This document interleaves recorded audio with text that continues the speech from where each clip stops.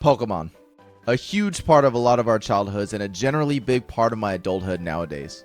Everyone remembers their first Pokemon game and starter they first chose. Mine being Fire Red and Squirtle. Let me know in the comments below what yours were. I often find myself nowadays enjoying shiny hunt content or different playthroughs of each Pokemon game in the sparest of spare time adulthood offers me. Being someone who has been playing Pokemon for nearly 20 years. Anyways, being someone who's been playing Pokemon for nearly 20 years now, I think I might know quite a few of the ins and outs of these games I've loved so much over the years. So I decided to take it up a notch and not only add a hard rule set for a new playthrough, but also decided to do a playthrough of the game I've never completed, Pokemon White. I chose Gen 5 to do this challenge to test the controversial nature of this generation and try to provide a decent analysis of this beloved or hated gen, depending on who you ask. And boy, did this game provide me with a lot to talk about. The music, the atmosphere, and the storytelling were all at an absolute high when it came to these games, and I had a blast experiencing them for the first time.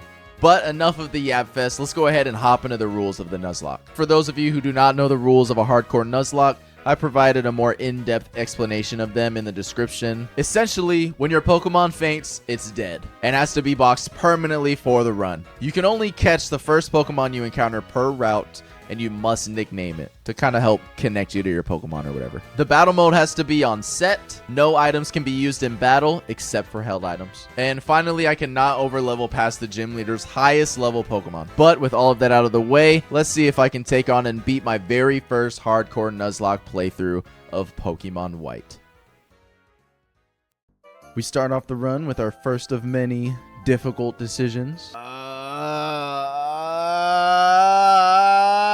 We end up choosing boy. Our journey kicks off with a present on our desk filled with Pokemon. And we end up picking up this little cutie. Look at how cute he is. We name him Tobias and we are immediately thrusted into a battle with Bianca. But we take her up on the offer anyway. We shouldn't be doing this inside the house, bruh. My mom's gonna be furious because I'm not cleaning this up. But I think to myself, who cares? I've got a new Pokemon. I'm ready to take on the world. And at this point, I'm filled to the brim with excitement. Newly started run. There's quite literally nothing stopping me from achieving my greatness. And it all starts with this battle. So, what the heck? Bring it on, Bianca.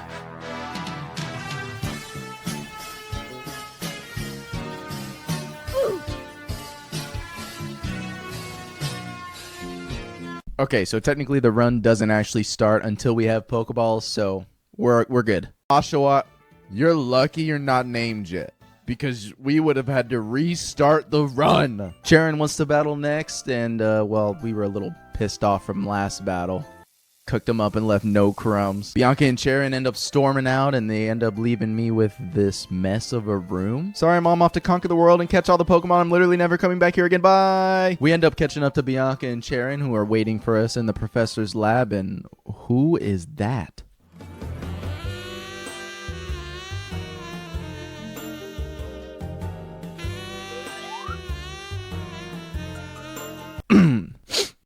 Anyways, we meet Professor Juniper and she gives us the Pokédex. And we're almost ready to set off on our Pokemon adventure. But first, we're interrupted by my mom, who wants to blatantly lie for no reason to us, I guess? I can't believe it! Actually, that's a lie. I already knew she was going to ask you. Mom putting up a front of just fake acting right in front of us right here. We meet up at the edge of town where we decide to step foot on our Pokemon journeys together. We then see Professor Juniper, who ends up teleporting in front of us somehow. Anyway, she runs out into the grass, teaches us all how to catch a Pokemon. I'm not quite sure everyone's paying attention. Write that down, write that down! And she finally gives us our Pokeballs, and the run officially begins. We go into Route 1 and catch our first Pokemon, Patrat.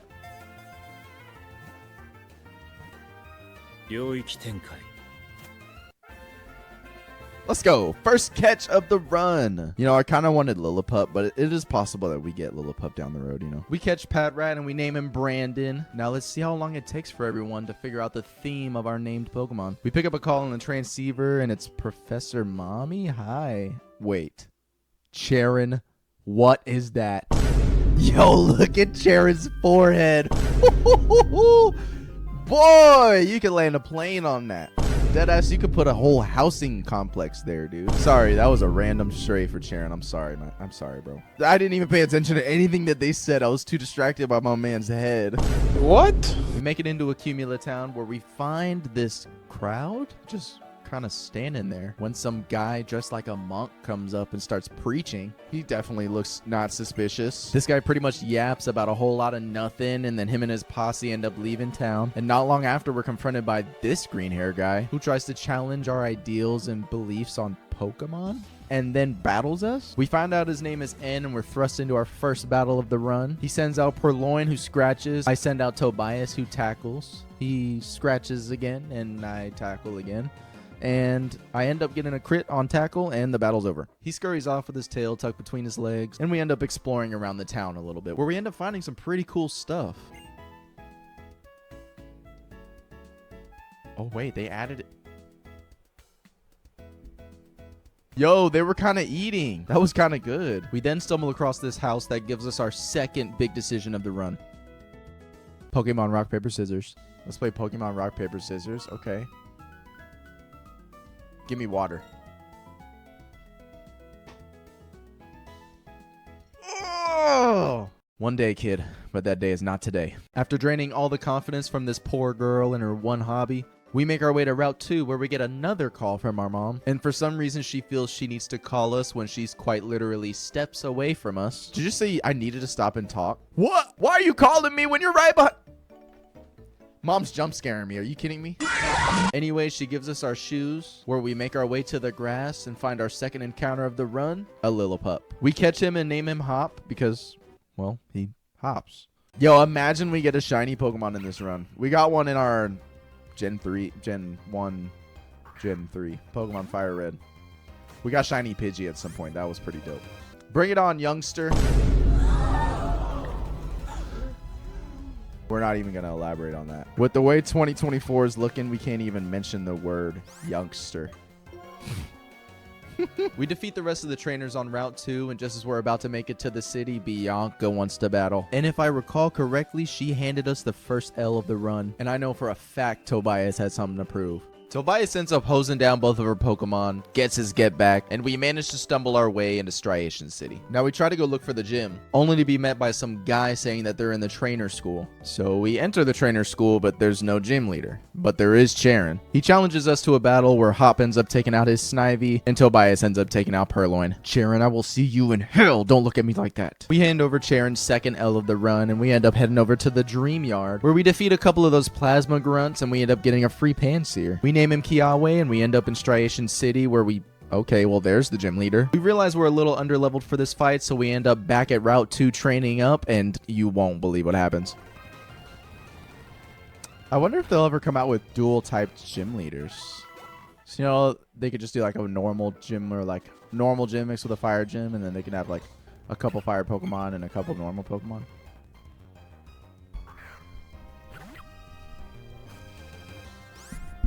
Chat! Chat! No fucking way.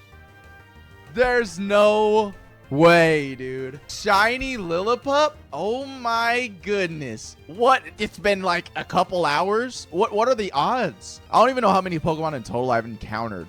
So I went back and looked. Looking back through the footage, I went through every single encounter I went through, including our starter, and we reached our shiny Lillipup at exactly 50 encounters. Now, for those of y'all watching, you might be thinking, wow, 50 encounters, that's pretty wild. Yeah, you're right. It is wild. But we got to do a teensy bit of math to figure out exactly how wild this really is. So before I start, I want to do a quick shout out to Adef, because without his video about Pokemon and probability, I probably wouldn't have been able to figure out all this math by myself. But let's get some basics down. The probability of finding a shiny Pokemon in any random encounter prior to Gen 6 is 1 in 8,192. But because a shiny Pokemon is not guaranteed every 8,192 encounters, we have to do math based on probability. Now, using this formula that can be simplified down to this formula, we can actually calculate how rare this encounter is. Now, if my math is correct, the answer to the equation should be 0.006, or simplified down to 0.6%. 0.6%. The odds of finding a shiny Pokemon in 50 encounters or less happens to be less than 1%. And just for a little bit of reference, by the way, the lowest recorded amount of encounters before finding a shiny happens to be 16. And to find my shiny in a mere 34 more encounters, I think warrants my reaction. Some of y'all might be thinking, oh my god, Nick, you already caught a Pokemon on this route. You're not allowed to catch this. Or, oh, Nick, you already have a Lillipup. Why do you need this one? And for those of you thinking that, it's justified, honestly. Now, for those of you in the Nuzlocke community, you may know what I'm talking about here. But for those of you who are not, the shiny clause basically gives me the option to either catch this shiny or to completely ignore it. I mean, come on, who would not catch a 50 encounter shiny Pokemon? Some of you may also be thinking that I'm disregarding the species clause, which I also play with, in which I 100% agree with and had to make the tough decision to send Hop to retirement, which I'm not so sure that he's all that mad about, honestly. Free vacation. So with all of that wrapped up and out of the way, we name our Lillipup Steven, level him and the rest of our Pokemon up so that we can take on Sealan,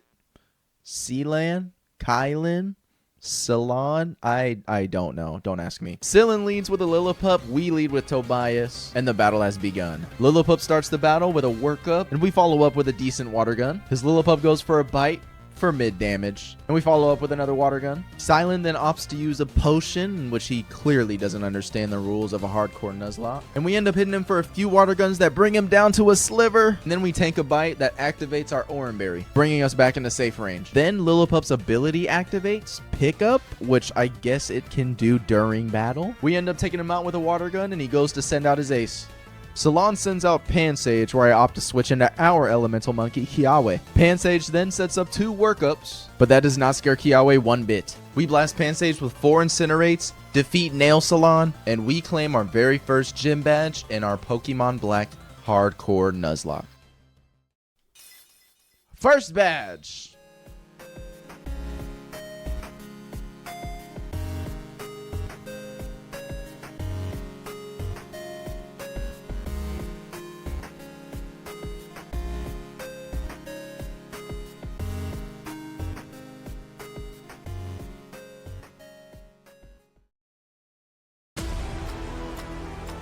You weren't one of my favorites, but you were one of the most important. See you later, buddy. Don't this guy flashed me. Wait! Bruh! Get me out of here. Oh my god, dude. That was sketch as hell. Let's go!